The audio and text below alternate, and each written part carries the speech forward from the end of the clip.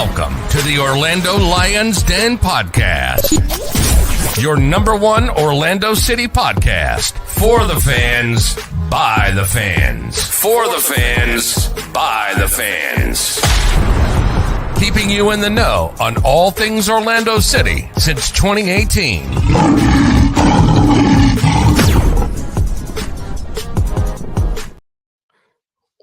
What's up, everybody? Welcome into the Lions Den, back for another Orlando Lions Den podcast. And we got a special guest here today, and we got a lot of stuff to talk about. Welcoming Tom Bogert, MLS Insider from The Athletic. So, Tom, elephant in the room, how's the ice cream truck that you just bought? Everything going good with that?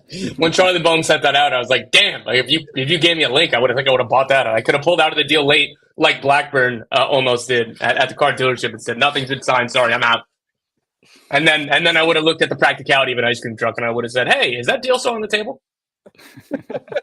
We saw that. Okay, I am gonna find a way to fit this into the thumbnail and make it like a mall style glamour shot graphic because it was too perfect. I loved it. But yeah, man, interesting past couple days. I feel like Duncan McGuire got bounced around like a beach ball at a Dead concert. So like, what can you tell us, man? What are your thoughts on how everything went and how we got to where we're at? We have other things we're going to talk about with sponsors and stuff. We're going to do that after you're done. But want to go ahead and just jump right into it because we already got a bunch of people here watching. So let us know what your thoughts on the deal, man. Let me just start first and foremost that it's very easy to forget for professional athletes that these are human beings. More so for like NBA, NFL, like we look at the salaries and it's like, I can't even fathom that money, right? Like at the end of the day, dude, these are human beings. And Duncan McGuire was on his way to England. He was on a connecting flight. And that's when Blackburn called his agent and called Orlando to say ownership told us we had to pull out. Like this, imagine you're, again, a young kid, first professional season, an awesome story. He's making, again, $87,000 was guaranteed. Like that's fine for a regular person, not for a professional soccer player, not for a U.S. national team player, right? Like, and this deal for Blackburn is going to give him a very large pay raise, a well-deserved one, I want to add. But just put yourself in his shoes where they've been pushing for this. Like he wants the challenge. He wants to move on. Like he's been doubted his whole like lack of career, right? That's why he was 4 years in college. That's why he was at Creighton. Like that's why he wasn't in MLS or academies, all this stuff. He's beating the odds at every turn. And they have this awesome deal lined up or something that he believes, I'm going to bet on myself and I'm going to make it awesome.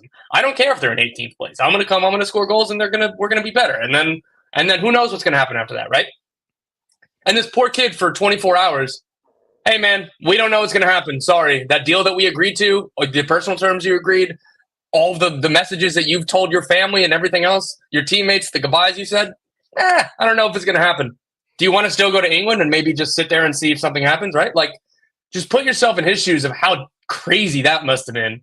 So first and foremost, my overwhelming thought is I am so happy for the human being, for the player, for the person that this deal eventually got through. But my God, what a roller coaster. I feel like that's the easiest way to describe it is a roller coaster, which we're pretty familiar with down here in Orlando. So get ready to learn Disney, buddy. Yeah. I thought he looked so sad in that chair. Someone found a picture of him in that chair, which was purple. That was perfect.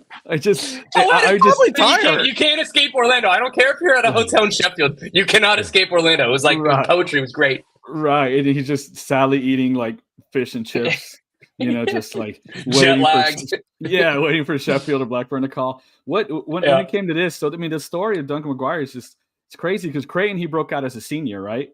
And then to Orlando City, he wasn't the starter. He knocked down a DP from a starting spot, came in, hot, and helped us to our best regular season ever that we've had. And then now Blackburn's in 12 months. I mean, 18 months ago, he was like a backup at Creighton.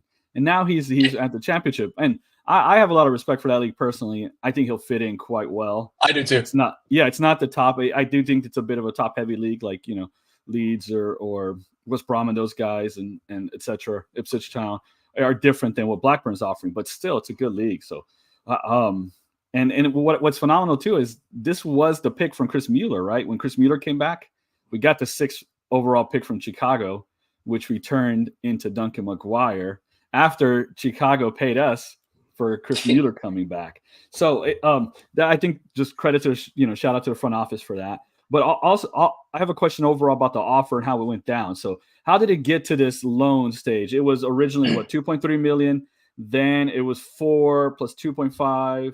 Now it's 6 months with 700K, and then about 8 million with an option. Now, is this the club saying you backed out? Now we're going to set the terms higher or set a higher price? Like how did it get to this point? So I had reported in December, early January that Blackburn's obviously been tracking for a while. This wasn't just like a panic deadline day kind of thing. This is a long-term target, which again makes it a better. Again, I'm sure that all parties weren't thrilled with each other when Blackburn had to pull out for 24 hours. But because that they've had this long-term appreciation for Maguire, it wasn't just like, oh crap, we need a striker. This guy's available. Let's go get him. So they had a couple loan bids rejected at the beginning of the window because Orlando, rightfully, I believe, a loan with no loan fee makes absolutely no sense.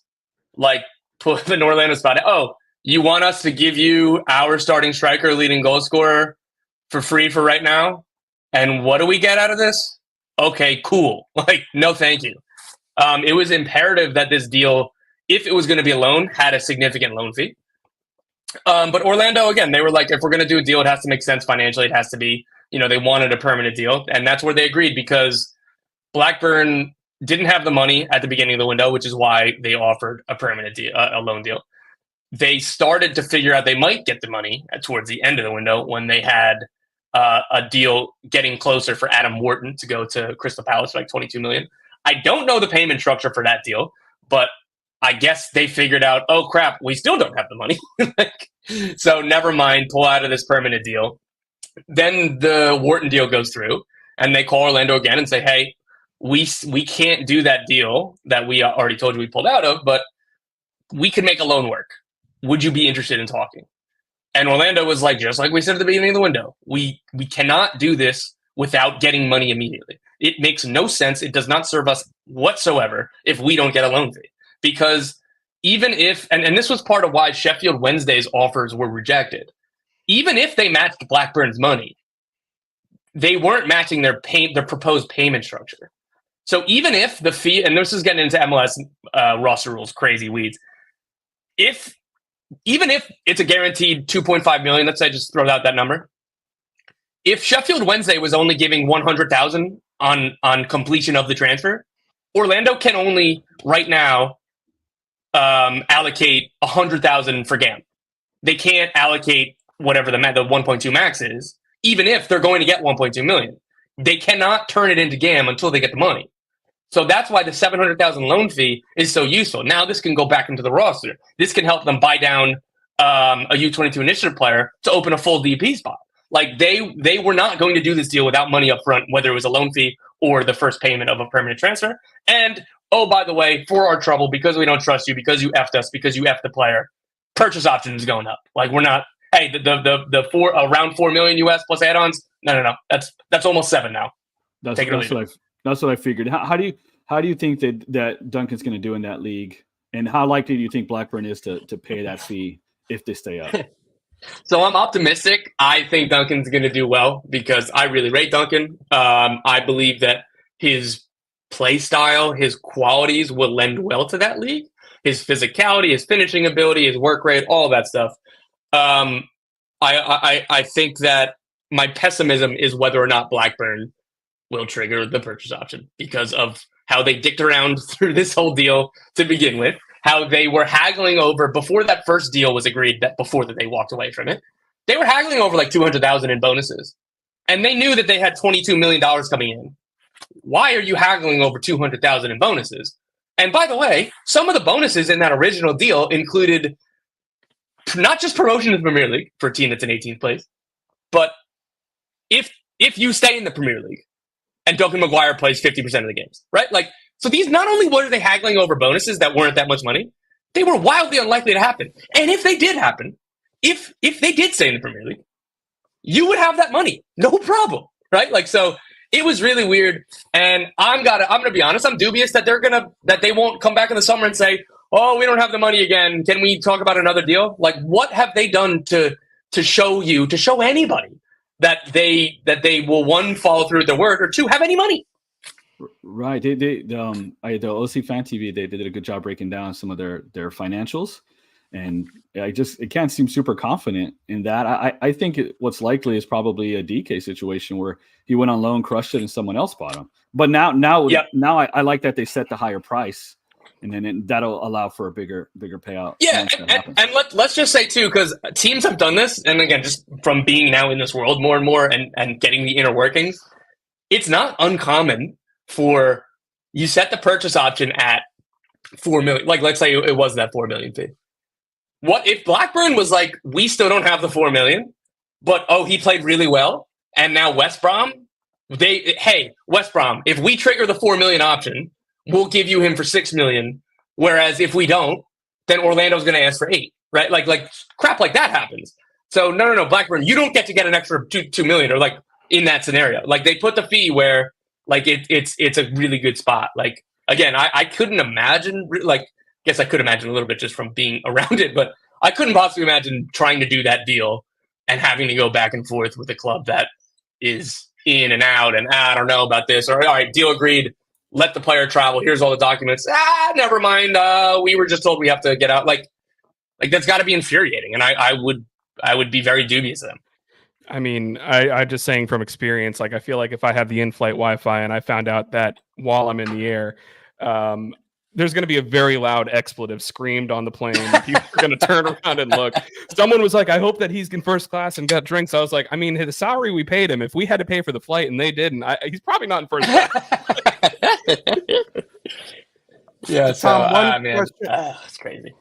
One question with you're talking about the transfer at the end of the 6-month loan. Another thing that we were discussing a lot when this was all going on is it's very likely Duncan's going to play for the U.S. at the Olympics in Paris. Is it now beneficial to Orlando to wait to sell him until after the Olympics? I understand the thought process there, and it could be.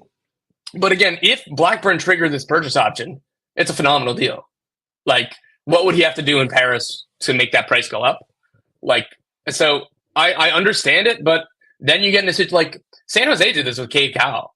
They kept on thinking a bigger offer was coming and coming and coming. Oh, he's going to go to the U20 World Cup and a bigger offer is going to come. And it never did. Like, they got bailed out by Chivas, honest to God. That ended up being a good deal, but there wasn't the market that they thought there was going to be. You look at a bunch of other teams, trying to think off the top of my head, I'm struggling a little bit, but there's always you hold on too long, right? Or values just Kai Wagner. And this wasn't Philly declining offers. It was the player continuing to assume that an offer was coming, and it just never did. And the older you get, the money goes down. And the pessimistic or cynical view of Maguire, and what I would be saying if I was Blackburn or a team trying to buy him to try to get the price down, hey man, not for nothing, this is the key. He turns 23 in a week. He's had one professional season, 15 starts or whatever it was.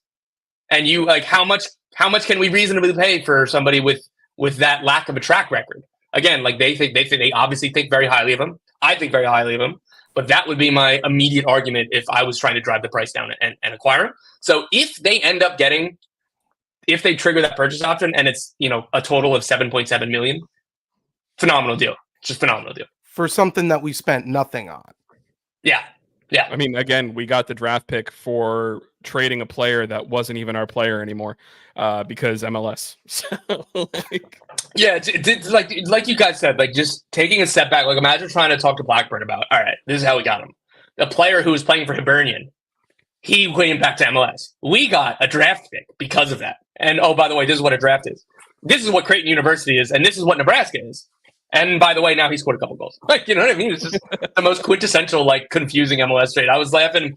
Mike, honestly, I forget if it was you or if it was somebody else who was messing with a couple English people in my mentions. Who was like, what are you talking about? The ACC? The AAC? That's better than the championship? And the English guy was like, I have no idea what you're talking about.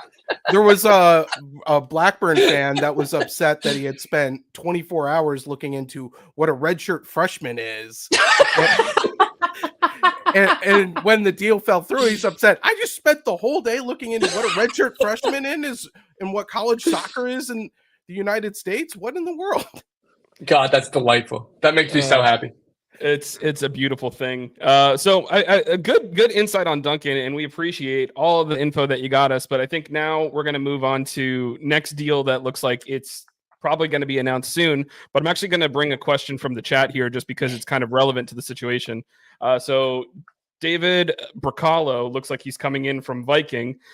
Blackburn looked like they tried to jump in late on that one. So just kind of generally curious with Blackburn's interest and knowing that he'd been a target of ours for a while. Do we think that came out of the blue? Was it something to try and make the deal fall apart? Like we're all relatively confused by where their name came involved and everything that happened around Brekalo. Yeah, it's a bit confusing to me too. So again, Orlando is a long-term target. What I was told is that Viking were being really difficult throughout the negotiations. The player, I think Orlando's initial bid was around $2 million, and the player, his agent, Orlando, everybody was like, that's going to be accepted. Like that's fine. And Viking was like, no, we're trying to hold out for more money, and they seem to be trying to generate a market. And I get it. Like that's the job. You try to get the best possible deal for your club. But I will say that like this, I think it had more to do with with Viking more so than Blackburn. It was the most random thing I thought when I heard, and I was like, wait a minute, didn't they just pull out of the Maguire deal because they didn't have any money? How would they have money to pay Viking?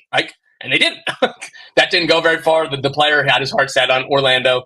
Player and his agent didn't want to go back on their word, right? Like, so I understand the cynical side. I don't have anything to speak to that in terms of knowledge, and I don't think that we would be able to get something conclusive anyway. But my understanding is it was unrelated, and again, really weird. Honestly, didn't really understand it, and that was a weird 4 to 6 hours of like, what the hell's going on here? And then just talking to sources around that deal too. It's like, no, like he's going to Orlando. Like he doesn't want to go to Blackburn. Right. We'll take it. Yeah, didn't Orlando actually wasn't Blackburn offering a loan again because they didn't have the money? In Orlando? I mean, probably. So that was the thing. I only saw the only report I saw, and you guys tell me what I maybe missed. The only report I saw was that they were interested and that open talks. And again, like I'm sure it was a loan because that was the whole like again and the Maguire stuff. He wasn't the only deal that they were working on. The board, the sporting director had to like they're doing numerous negotiations, hoping to spend the money that they were getting from Wharton, or at least some of it, to reinvest in the squad. So Maguire was a top target, but they were looking at other positions. They ended up signing a center back from Liverpool on loan on deadline day too. So it wasn't just that this poor sporting director had to go to Orlando and say, tail between his legs, I'm sorry, this isn't how we want to do business, but like, this is what the board told me. Whatever, like, I'm sorry, right? Like, so it wasn't just Maguire. So they were looking at other targets and other positions. So again, it's just a completely bizarre situation. Yeah, really the only way to describe it, I feel like, is bizarre. Alex, I'm going to cut over to you because you look like you're getting ready to say something. Yeah, it does look like it's going to be a great 30 for 30. Yeah, the exact there was a great article on the Athletic at some point, hopefully soon when I get to the bottom of this. is that they had swooped in at the last minute and were making a bid, and then the news came out later that they were making a loan. It was immediately rejected. So you're dead on. It's more that the way it happened, the timeline throughout the day, and we've been talking about purchasing him for weeks. It's been in the water supply. Yeah. It started at $2 million. They rejected it. David said he wanted to come here. He was very intent on leaving, and it was broke the same morning as the Duncan news that it was at the finish line, and then out of left field it comes out. So all this to say, and again, sorry on that, and just to interject real quick, Viking agreed to terms with Orlando, and then the reports came out, and then Viking stopped answering for a little bit, and Orlando was like, "Dude, we have a deal. I don't have to tell you." I'm sorry, go on. No worries. It's just so funny how episodic it almost was, but it doesn't sound like it was to hardball us with the Duncan deal. It was more. No, I don't think so either. Yeah. It was more just it just so happened to happen that way, and then it all came crashing down when the board came back at Blackburn and said, "No, we're not spending money." So all this to ask, you're saying that this is basically done. It might happen as soon as today. Do you think that he is a good replacement for the likes of Antonio Carlos? Yeah, I've heard very good things about Brekalo even before I knew that Orlando were in for him. Orlando, again, knew that obviously Antonio Carlos, it's 2 months ago now he left, or whatever it is, times a flat circle. They knew that was on the cards, so they had been working through center back targets, and Brekalo was high top of their list. So was Stian Gregerson, the player who signed with Atlanta, and so that's they were looking in this range for a while. They were well prepared and well ready to go. And again, I'd heard from scouts about Brekalo before about hey, this is a good player. If I can have, this guy would fit really well in MLS.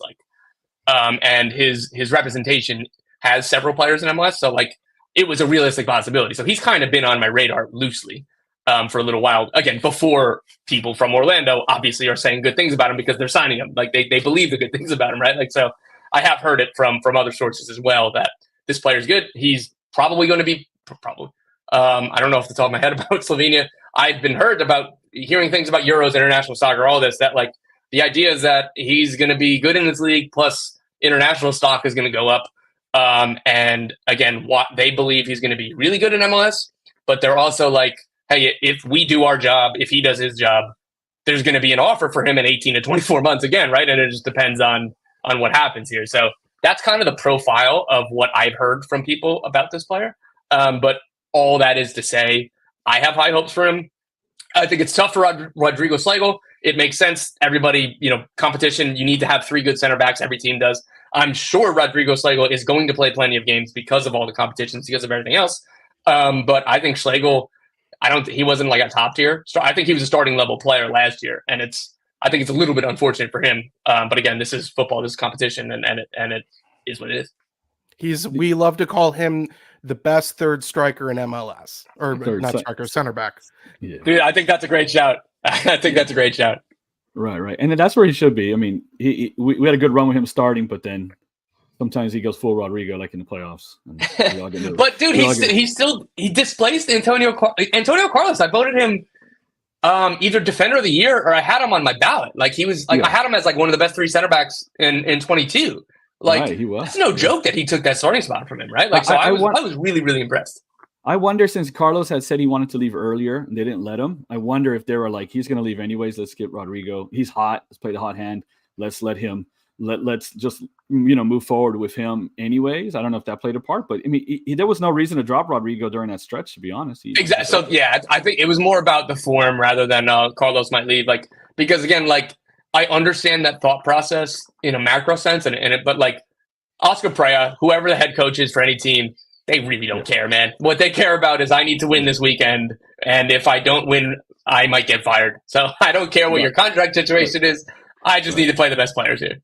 Martino Hayda, what was he, $3.5 million DP? Yeah. Sorry, brother, you're on the bench, Moses. Your rotation.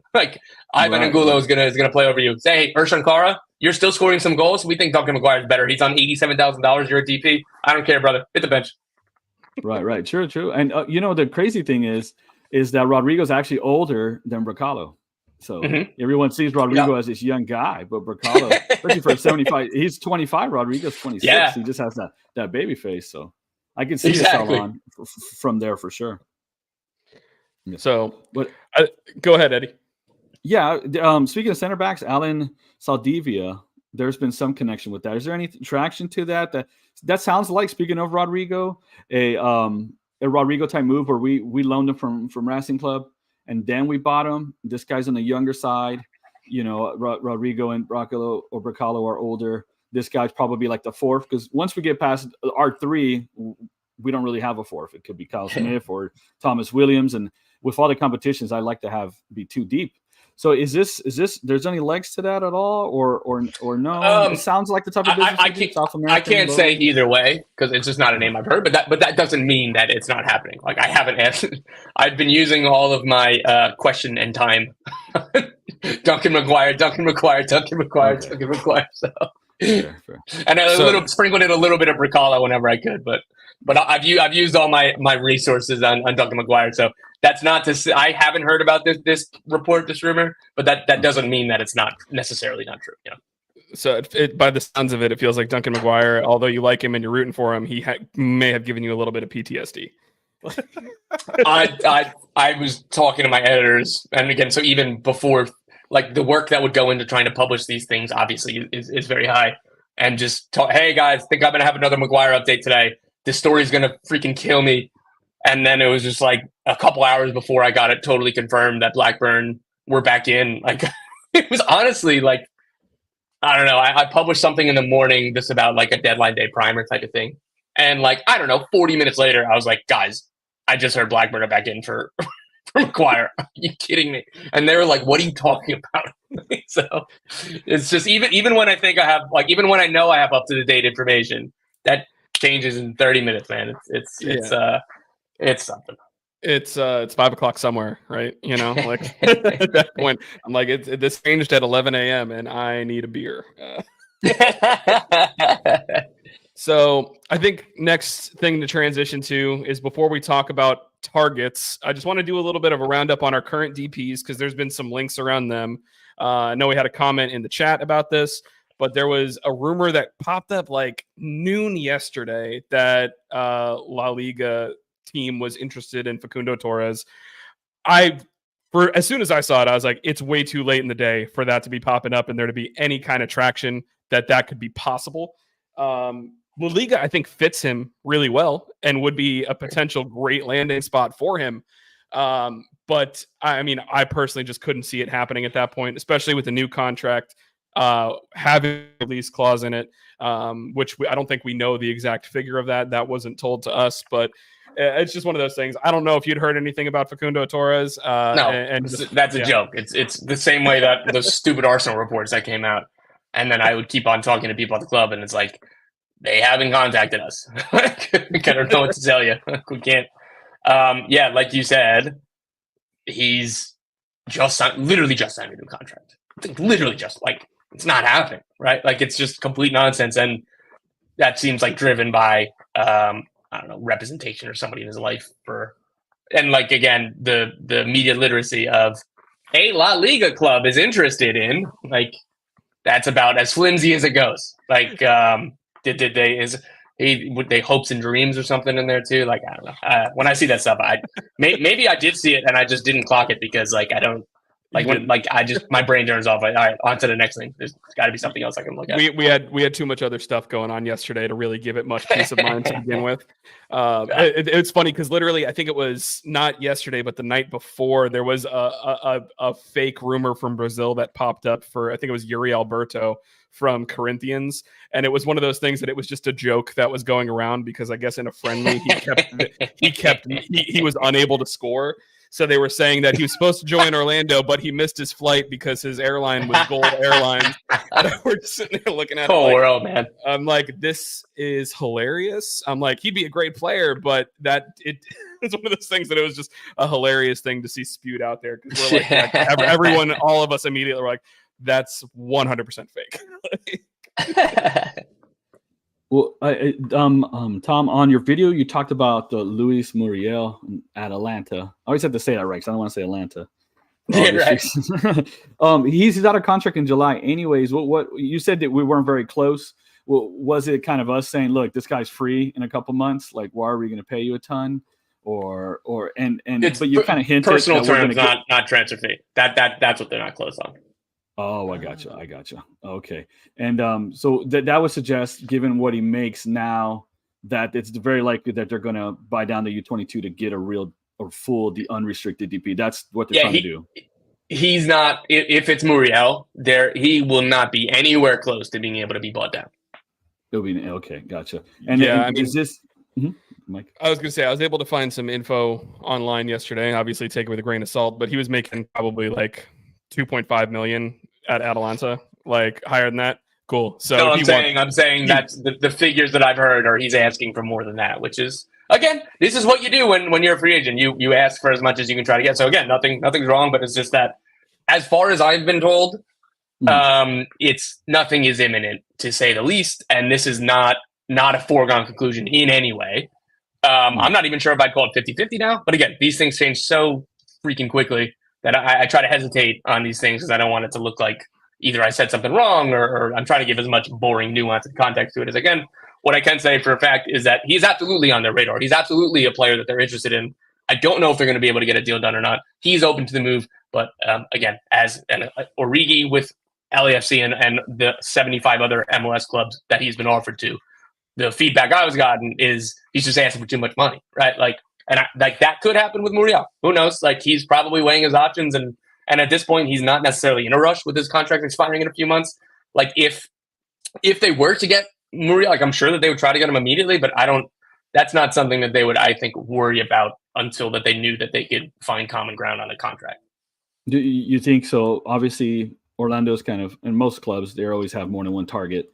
So is there any kind of movement or anyone coming up for an alternative Muriel doesn't happen, or are they going to wait till he comes back? Or I mean, I'm certain that they're working on other targets, like particularly with Maguire. I've been kind of hinting at it or saying straight out that even if Maguire stayed, they were going to try to, like, the Muriel deal they were working on, right? Like, that's they want to have competition the same way that Brekalo comes in at center back, even though they have two starting center backs, right? Like, the same way that they well and truly believe in Duncan McGuire, but it's like, we need competition, and hey, maybe Poirier could play with two forwards sometimes, or maybe Muriel or whoever they end up bringing in can play as a wide forward rather than a center forward, right? Like, just finding ways to strengthen the squad. So that was already the case, but it was less of an urgency with Duncan McGuire. That would have been easier for like Muriel to be, all right, like, you can just come July 1st and like we'll be fine. Without Maguire, like, they need to get somebody in ASAP, and they feel that. So I don't believe that they would wait around for Muriel, and they absolutely have other targets, and they absolutely are working through it. I don't have any names. That's normal because conversations happen all the time, right? Like, so I guess I hope I'll be able to keep you posted, but we'll see. Maybe an announcement will come, or somebody in South America or Europe will get it out. Did Orlando being in the market for a DP9, did that help prompt Duncan wanting to move? Like Brian, it was Scarietta. I'm not sure. He had hinted to that on his thread. Didn't help for sure. But again, like, Duncan's a big boy. He understands that this is what it's like. I think that it was less this because, again, competition happens, and again, Duncan's mentality is so strong. He knows that that's what you have to do, right? Like, he's going to have competition at Blackburn. It worked for him against with Cara. Exactly. Competition right? works both ways, yeah.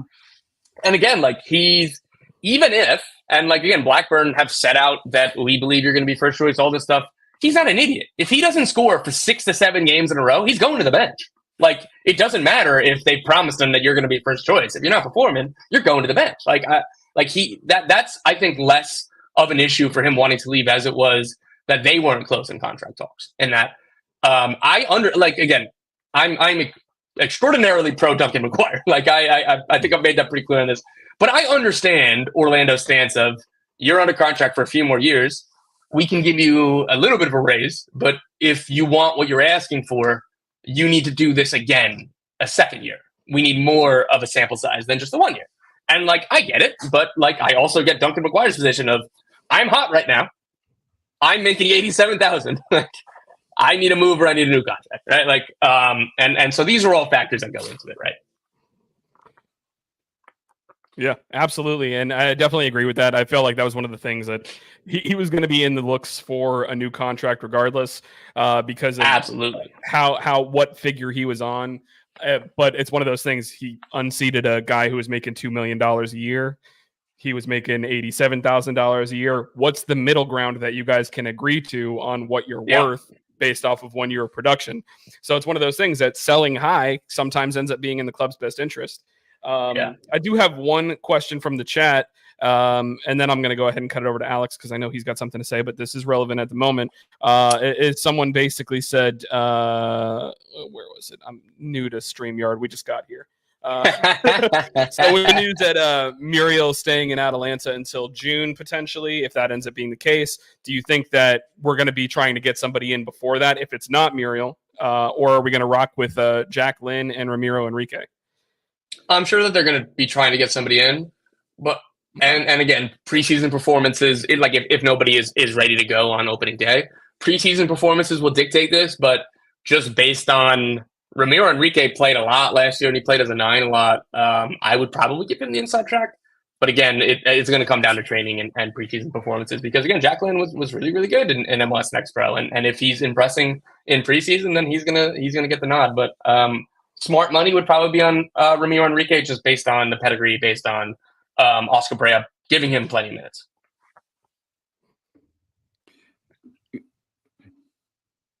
Yeah, Alex, go ahead. Oh, you're muted. Your sounds got on mute. New platform. It happens. We'll do it live. Screw it. I don't have really a question so much as if Orlando started the season. I basically my question was involving Jack Lynn, but that kind of got taken by the fan question. But if we started the season tomorrow with this lineup, is Orlando going to be able to run back their season like they did this year, especially with Oscar committed to 2 more years on this growing project in Orlando? Do we run it back, or are we going to be looking at more of a downturn season based on your outside view of the club? I'd say that they're in a really strong position because, again, Fundo Torres is another year in the league. I think that he's not quite like apex level guy in MLS, but I don't think he's that far off, right? Like, I think very, very highly of Fundo Torres. I think that he can be the dominant player on a team that's very good. Again, Martino Heda, Goss Theorem, second season stuff. I'm still big on him. Just his track record in Argentina was so strong, but we'll see what happens. Nico Ladero, I think he's going to fit really well. I think that if Oscar Pereira could have a number 10, it's Nico Ladero, Ricardo Pereira, all this stuff, right? He works his ass off. He's humble and he's got such quality. I don't care that he's 34, turns 35 this year. They're not expecting him to be 29-year-old Nico Ladero either. But I think that he's going to fit in very well. So I think that this team still has a ton of talent and has room in the chamber to make one more big swing at center forward. So things are set up well. I will say the Eastern Conference is very strong, and that's going to be difficult. Obviously, teams in CONCACAF Champions Cup, need to not say league now, it's very difficult to balance both competitions, particularly at the beginning of the season. So that will hit their expected, points that are coming at the beginning of the season. So even if that they don't equal the point total that they had last year, because that's never guaranteed, they underperformed in the first half of the season, overperformed in the second half. So whether or not they quite hit that number, I think that the quality and underlying view of this team will be very similar, if not better than last year. And to bounce off of that just a little bit, you mentioned Martin Ojeda and you being big on him. Do you think that he gets a lot more minutes and more starts this season? And how do you see him fitting in? Yeah, think of it like the Ershon Kara stuff. If he doesn't, you can't have a DP on the bench. It's either you really break into the starting lineup and you really break in as a regular player, or I'm sure his representatives would be looking for a move as well because he doesn't want to be on the bench, of course, right? I think that he's going to come good. I think very highly of this signing of this player. I also have pretty generous runway for guys coming to a new league, particularly MLS. So I'm still coming into the season optimistic on Martino Ojeda. But yeah, if it doesn't happen this year, then they have to try again. You had talked about them wanting to be deep at different positions, right? On striker and center back. It looks like if they were trying to bring in a DP striker with alongside Duncan, then that leaves Ramiro to be third string and then Jack Lynn presumably fourth, right? So yeah, and bringing someone in has got to be an imperative. If essentially we're left with our third and fourth stringers, right? At this point. Yeah. But Ramiro can play wide as well. So that's where this helps a lot in the versatility and everything else. But yes, right now he's first string. So right. And with Gaston, I think there'll be 20 minutes to go around. Yeah, with Gaston loaned out, I figured Ramiro would play some on the left too. But any talk about midfield help? I feel like Wilder and Cesar to me are one of the best pairings in midfield. Yep. But behind them it's just Felipe and the rookie. And Dagger Dan. Is there a possibility to move him inside and how? Well, that was kind of his natural position. I'm sure that he'll get more minutes at right back, but if they needed to, like Mikey Holiday, I really liked him at the beginning of last season.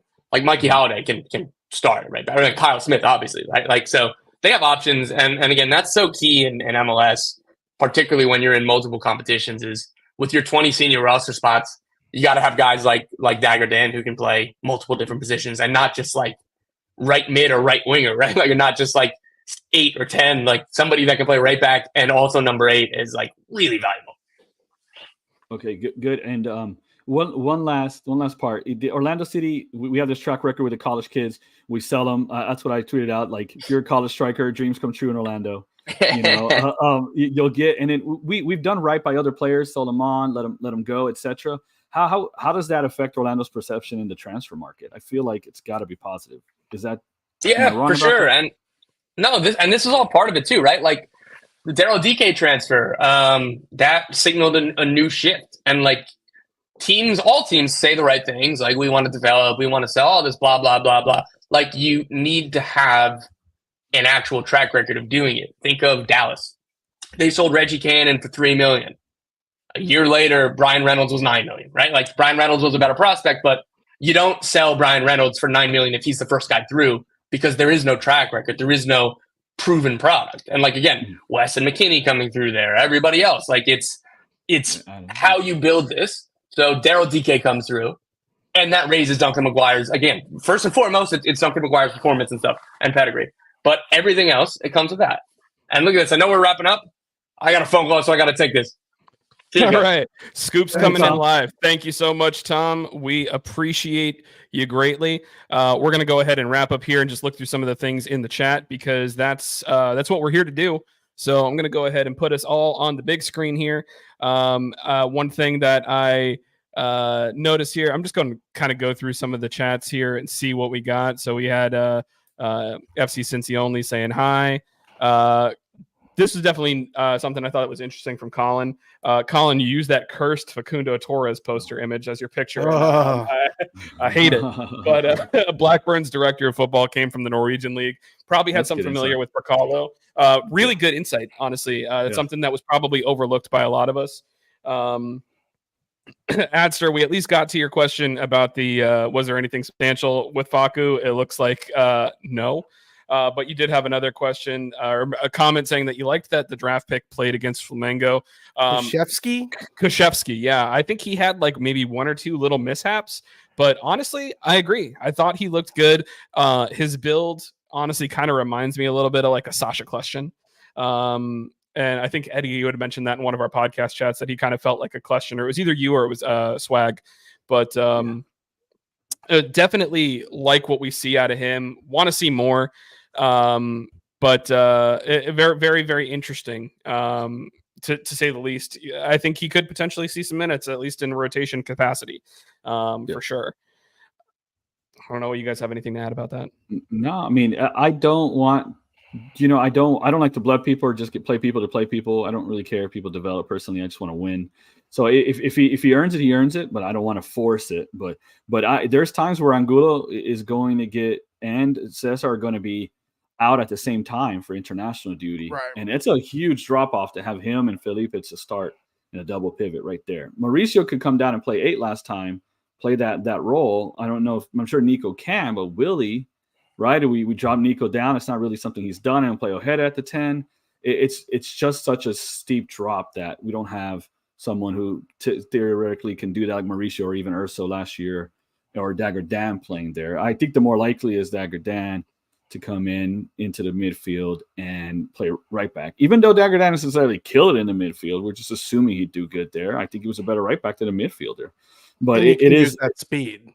Yeah, it's possible, and it's probably I'd rather Dagger Dan give it a shot. The Dagger Dan Mikey combination rather than Dagger Dan and the rookie, personally. Because it's just one game. It doesn't mean he can't ball out in preseason and prove himself. I don't care. I don't mind people proving if you're old enough, you're good enough, you're old enough. I don't care about that.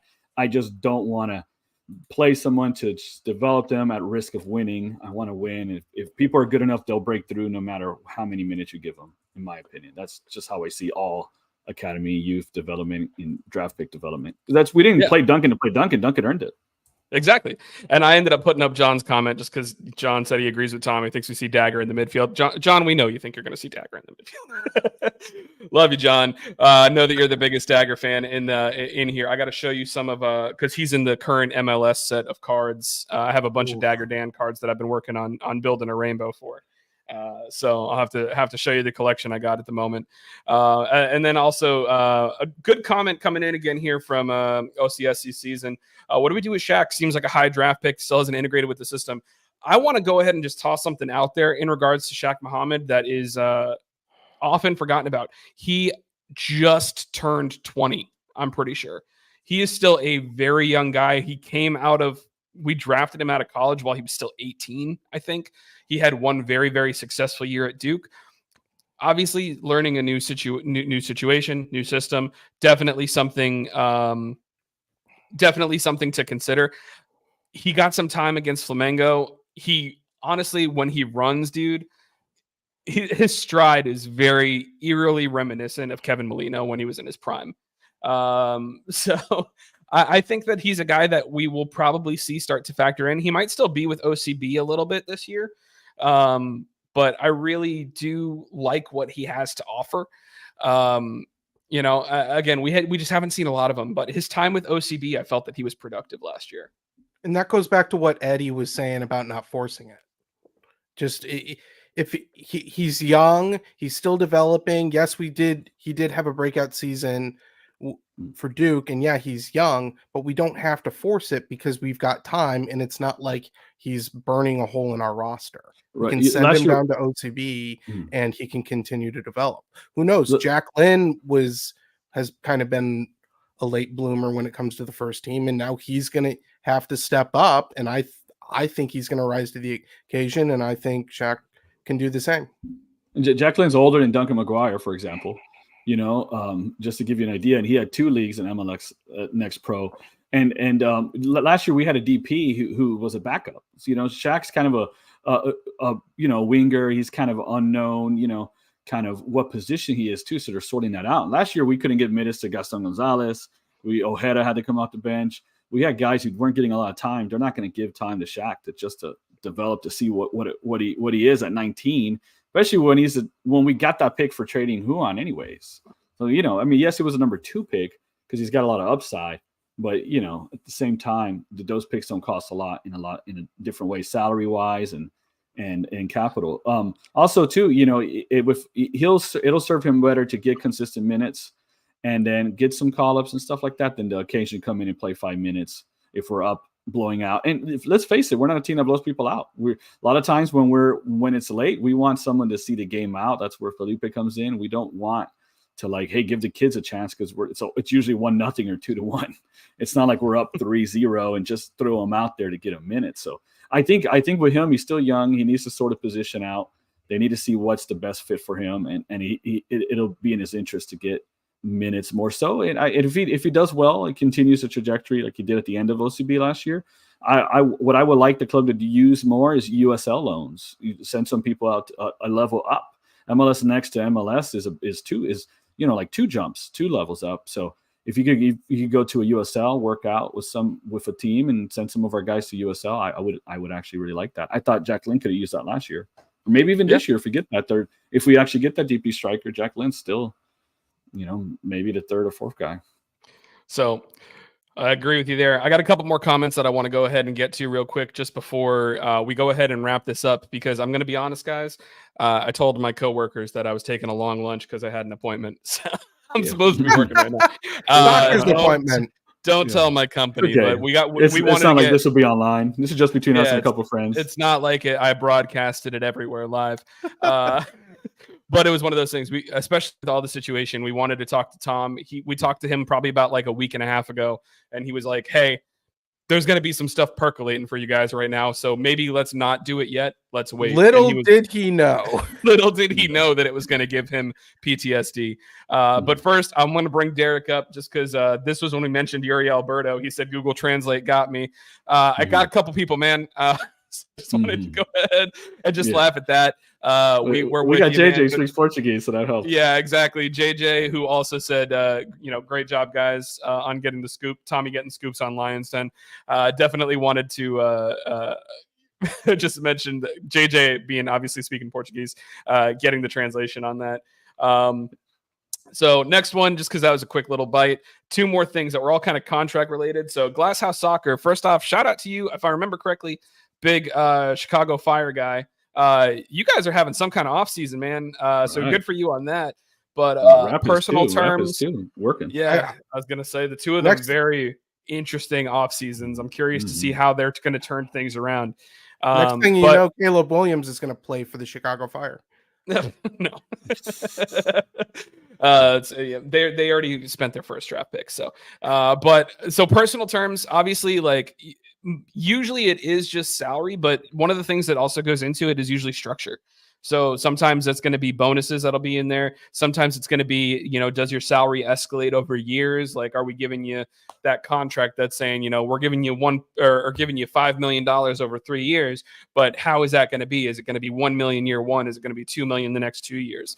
So that's usually when it comes to personal terms is what they're kind of talking about. And signing bonus and incentives, how achievable they are. Yeah. Because, like Tom was talking about that with Duncan, they were putting a promotion to Premier League. They're in 18th place.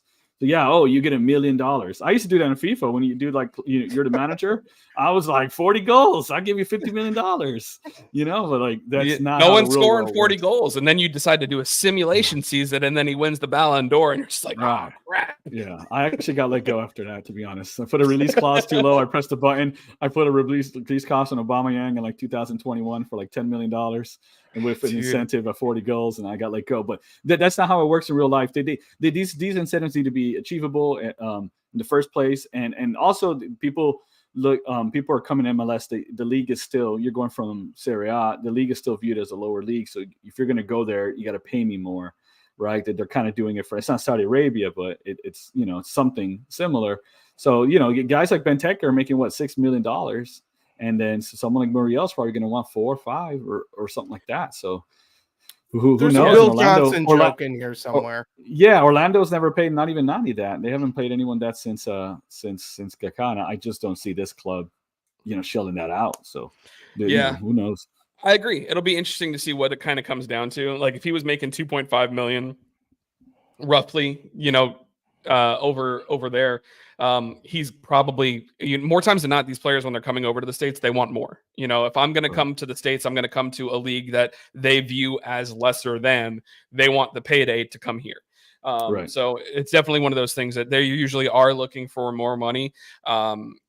It's the real question is, what does Orlando pay? Caro, we paid $2 million. Nani was usually getting around, I think, just under $3 million a year is what we were paying Nani. And then the only other one that was bigger is Kaká. We were paying $8 million a year. Kaká was getting paid. Yeah, it's almost 8. Yeah, 7 to 8 million. He was getting paid large sums. Whatever Michael Bradley got, a little bit more. So. Yeah. If you guys don't know that story, he was going to get paid less than Michael Bradley. He's like, no, I'm not going to get paid less than Michael Bradley. So that he ended up being the highest paid. Love it. And then just one other question that I saw here, Race the Reaper asking, did we not offer to restructure, but he wanted to move on? So restructuring really wasn't going to be much of an option with Duncan's contract. Obviously, you got to remember the contracts are with the league, and the contract that we got for the contract that we ended up getting for Duncan was a standard rookie contract. So he was making $75,000 to $85,000 a year, and the contract was 1 year guaranteed, 3 option years. So restructuring usually means you're going to be like, yeah, we're going to move money around to make it better for you. Realistically, the money that he was getting offered every year in that original rookie contract, because it's the standard that the league operates under, is pretty much going to be crap every year. So it was one of those things that we really were going to have to give him a new contract completely overall. And at the same time, they're not a salary capped league in the championship. We are. So if we were trying to offer Duncan McGuire something in the realm of, $300,000 a year to us off of 1 year of production, giving him a 3.5, 4 times pay bump, that's a pretty good raise. I feel like a lot of people would have taken that, but he's looking at Urchin Kara making $2 million a year, and I outscored more than he scored in his, full season with you. I want that money. we can't give him a DP contract. You just can't. So, and on top of it too, like the Duncan, his finishing rate and all of that stuff, it was near the top of the league, if not the top, for most of the year. Expected goals, he blew that out of the water. It's understandable for them to say there's going to be some kind of return to the mean, because there kind of was the second half of the year. He's still not a 90-minute guy, right? And so it's reasonable to say let's see that a little bit more before we give you like a huge bump. But also, if Orlando was going to get a DP9, regardless of Duncan being here, why are you going to give Duncan a big fat contract and then give a DP a big fat contract? Exactly. I know you want depth, you want depth, but at the same time, they could just leverage the contract he's on and work with that. And they already have a U22 commitment striker below that with Enrique. And then with Jack Lynn, like I said, Jack Lynn, we don't know. He's going up 2 levels. And if they were that high in Jack Lynn, why are they getting a DP striker, trying to keep Duncan, then Enrique, and then Lynn? So, I don't know if he's going to go from 4th to 1st. That'll be quite the preseason. But so that's a redundancy in a salary cap league where you're going to be, let's say we give Duncan $700,000, and then you get a DP where it's the $2.5 million range like we paid Kara. That's a little bit of redundancy in that position, and where maybe they thought, well, let's sell high, because if they did get that DP and Duncan's not playing that much, what do you think his value is going to be like next year? Is he a sellable asset when he's a backup in Orlando? Or he's a sub? He's not. So to me, Duncan uses leverage on his rookie contract, saying, I outperformed it, I deserve more money, which he's right to. I'm hot, let me go right now. And Orlando said, well, look, we're gonna just prepare just in case, let's get back up. And then his value is probably as high as it's going to be for now, because people say, what if we just you kept him and he balled out the second half of the year? But now Tom told us they're going to get a DP9 anyways. Assuming they got it. So maybe there wasn't a ball out and sell him in the summer option if they're trying to essentially give him competition to more likely replace him as the starter already. So this is probably the best deal they're going to get, at least for now. Yeah, and it's one of those things that, like I said, I'm kind of hopeful that it ends up being similar to a Daryl DK situation. Not necessarily that Blackburn doesn't buy him, but like if he goes over there, they got 16 league games remaining. If he bags 8 goals in 16 games or something like that, if Blackburn doesn't buy him, other teams will. Right? Yeah. So and then he's gonna guy from Nebraska named Maguire. She's gonna. Yeah. That's catnip out there in England, man. They're gonna love this kid. Like I said, that that corn-fed enthusiasm, and obviously, similar to what Tom said, is at the end of the day, like he's a person, Right. So the situation for him, dude, that had to suck. Like I feel so like we understand that he wanted to move. Sad. Well, we understand that he wanted to make the move. We understood that there was probably some difficulties with contract, but I honestly put more of that on us being in a capped league than us not wanting to try and keep him. But seeing, like, for lack of a better term, dude, he got out there and then ended up getting caught between a shit and a fart. I don't have a better way to say it. Like he got out there, and as he's on the plane, they say, we're not signing you anymore, and then he's just got to sit there and wait to it's he just left Cancun, dude, he didn't even go home. Like he's left Cancun. Like maybe he stopped in Nebraska to pick up his mom or something on the way, like because we saw her Twitter activity of liking and following different teams. Thanks for following me, Tara. Shout out to Tara. We do appreciate you. You're always liking our tweets whenever we post about Duncan. It's always been a sweet thing. But it's one of those things that, like, at the end of the day, he got pushed around, man.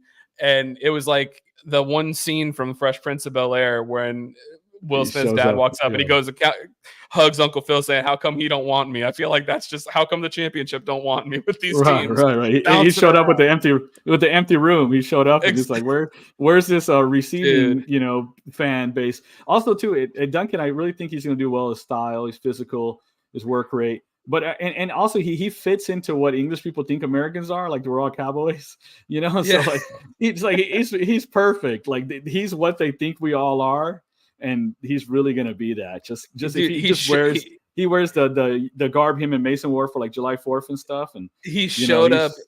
He showed up for the Bud Light shirt on. It's gonna be great, dude. No, he showed up for the friendly against Flamengo. He showed up wearing a Sandlot baseball jersey. Like, was he even born for that movie? He honestly, it's also funny. You realize that he in crazy just talking about the two transfers. His birthday is the 5th, and he's going to be the same age as Daryl DK. Crazy, right? Yeah. He's going to be this. Yeah. They're both going to be 23 in 3 days. In 3 days? Oh, I thought it was March's playing birthday, in the championship. Yeah, and they're both going to be in the championship. Are they going to face each other? I never looked at their schedule. I think that West Brom and Blackburn do have a game still left. And it was funny. Spider-Man point. Yeah. Because he's also going to have a game against Sheffield. So we're going to see how that's going to go too, because Sheffield Wednesday obviously was also the other team that was interested in him. And as Tom said, really didn't have the money to take care of things. But I think that does it here. We got to talk about sponsors. So I'll do that real quick. So shout out to Field Turf USA. Field Turf's been with us since the very beginning, putting turf on all the fields throughout the league. They have that one special little strip in Orlando City Stadium as well on the sideline. So you've always seen that. So shout out to Field Turf. Oh, yeah, and shout out to Field Turf. A lot of the talk about the growth of soccer, in this country. A lot of it is they help a lot with that. There's a great thread about pitches in urban areas, and a lot of them are Field Turfs. They've done a lot of good work in that. Awesome stuff, get people to, because it just, of course, grass, but sometimes you just got to play and just have a facility to play under a bridge in an urban area and different play on top of buildings. They do all kinds of cool stuff, and little shout out. I appreciate that, and that's helping the game grow in the United States. Absolutely. Next shout out, just because Eddie, you started talking. So shout out to Eddie over here with Comparing Insurance. All sorts of insurance rates usually have been on the rise pretty much everywhere. Eddie is your man. He's going to help you find the best rate available, whether it be auto insurance, pet insurance, iPhone insurance, Apple Watch insurance. I think you got just about everything, right, my guy? Yeah, mostly home. Yeah, everybody, people, companies are leaving. They're raising you up and they're dropping people. That's where I could help you the most. And I have. Thank you to those who sent people. I'd recently, one of the Twitter folks sent me their family member. They had no home insurance at all, and I found them something. So I appreciate that. So you guys actually do listen. I really appreciate that from the fan base. You guys have been great to me. And then last one is Leo at Epic Mortgage. Obviously looking to buy a home or refinance. Epic Mortgage, Leo, he's going to be your guy. We're going to be working on having a graphic that pops up. So we've been talking with other people that might be interested in sponsoring the show. So if you end up having, we'll end up having a graphic that pops up like a QR code or something for them. So that way, if you're interested in their services, we'll be able to show that on screen. We just haven't gotten that yet because we're doing it live right now, and we're just vibing. So as we wrap up here, we're going to turn this into an actual pod. We're going to put it up on the pod feed later today. So I'm going to go to Alex first. You got any shout outs, man? I do. Right behind me, if I can point right there, my first piece of USL Naples swag. Shout out to, I know it's my second week in a row talking about it, but I'm just so excited. Shout out to USL Naples. They're already engaging with the community. They had a great kickoff party, and they're already doing listening sessions to talk about the name of the team. So I'm looking forward to it. It's going to be an exciting journey. And before I pass it off over to Eddie, I just want to go ahead and put Cleon's comment up here. Obviously, he corrected it to show, but he's listening while he's hard at work. Wow, for the OG listeners. This guy, Cleon, KFC shut down in Bermuda for a little bit, and Cleon he's swimming in it right now, buddy. Killian's got the monopoly of Bermuda over there. Hey man, Bermuda. At this point, no, he might actually be okay with you getting the piece of cake for free now. Oh, right. Yeah, for real. Yeah, he's putting interest on that charge. I haven't paid yet. Yeah. All right, Eddie, what's your shout out you got, my man? Well, I don't know. Just shout out to everyone who has reached out to me for the insurance stuff. That has been great. And shout out to this fan base. It's we got an exciting season. We got a lot going on. It's coming close to the end, but they're cooking, and we still got a lot of great players, and I can't wait for the season, man. I got nothing else. I'm excited, man. I'm with you on that. I'm going to go ahead and do 2 quick shout outs. First, I'm just going to shout out Tommy Scoops. We always appreciate his time working with us. This is the second time we've had him on. Last year, he said that we won the off season and we finished second in the league. So I think that he felt pretty good about it. He still feels that we're going to be pretty good this year. So, hopefully we keep riding the Tommy Scoops train. And then just shout out to you guys for being here. Obviously, we're going down in views right now because we're wrapping up. But early on in the show, across the platforms, we had 140 viewers live at one point. Nice. So just thank you so much. We appreciate it. Obviously, we all work regular jobs. We do this for fun and because we love Orlando City during our job. I was gonna say. Thankfully, I work from home because otherwise they're going to be like, man, what's going on with Mike? He's taking a long jump. Maybe he's stuck on the toilet or something. I don't know. But but we appreciate you guys. That's going to do it for this one here. We're going to go ahead and end the stream here in a second. Next episode for us is probably going to be season previews. So obviously, barring anything crazy that happens in the transfer market because the window is still open for MLS, next time you're going to be hear from us, we're going to be breaking down our season previews. It's probably going to be about a week and a half out before we do that because I think some of us are going to the Society 21 friendly against the Revs on the 10th. So I figure we'll probably do it after that and before we kick off the season in Vancouver on the 21st against Cavalry in the CONCACAF Champions Cup. So if you guys don't have anything else to add, thank you all so much again. We appreciate you greatly. And we'll see you guys next time in the den. Vamos Orlando. Vamos Orlando. Vamos. Thanks for joining us this week on the Orlando Lions Den podcast. Don't forget to follow us at Orlando Lions Den on Twitter, Facebook, and Instagram. See you next week in the den.